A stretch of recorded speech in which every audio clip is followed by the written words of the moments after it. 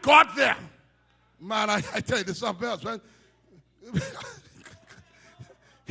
Go to chapter 19. I want to show you something.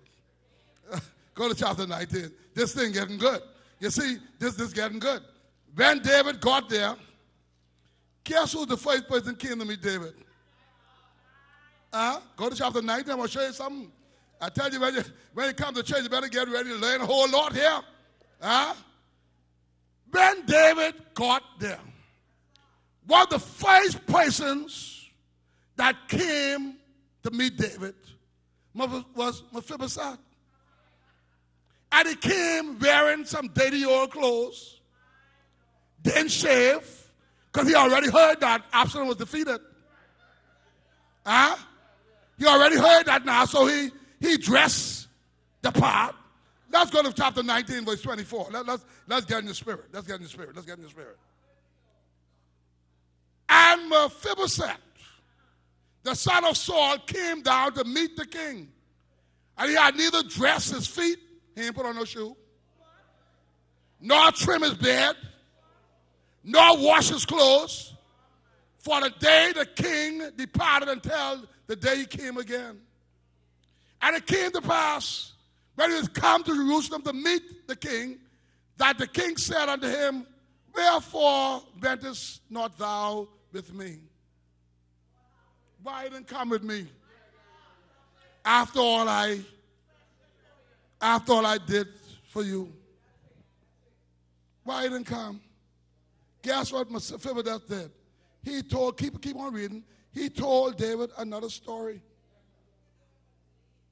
Go to verse 26. He answered, my Lord, O king, my servant deceived me. Watch this now. Watch it now. He said, I was coming with you. I wanted to come with you. But Ziba, no, I couldn't get on a horse by myself. So Ziba didn't have to put me. And we could always find excuses for our actions. But watch this. Did I close with this? I really want to get this because that isn't what it's all about. It's not what it's all about. Notice, if you will, David was not concerned about what he's saying. David didn't care if he was speaking the truth or if Ziba was speaking the truth. One was lying. Which one we do not know. We don't know because what David never asked. And you see, when you're on assignment, you don't let small things distract you. If you're on assignment to do great things with God, stop getting caught up in small things. We spend too much time arguing nothing just to prove a point. David didn't care which one was lying. He never asked because it did not matter. If Mephibosheth tells the truth, he stays. If he lies, he stays. You see the difference? David had a promise. So if he lied, David was going to let him stay. If he told the truth, he would stay. You may ask why. You see, his behavior had nothing to do with the promise. Could I just stop there for a minute? His behavior had nothing to do with the promise. You may ask, Pastor, why is David so loyal to someone who brings nothing and takes so much? If you are able to ask David how he fulfilled his tough promise, he would take us to the story of Jesus.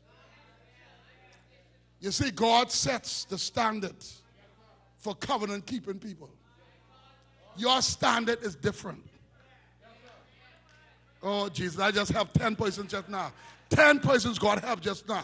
Your standard is different. God expects more out of you if you are a covenant person. If you are a kingdom dweller, God expects more out of you. In Deuteronomy chapter 7, verse 9, Moses told Israel, know this, your God is a God, indeed, a God who you can depend on. He keeps his covenant of loyal love with those who love him and observe him. His commandment for 1,000 generations. In other words, God keeps his promise. I bid you goodbye now. Hear me when I tell you that God never breaks his promise. His irrevocable covenant runs like a scarlet thread through the tapestry of the scripture.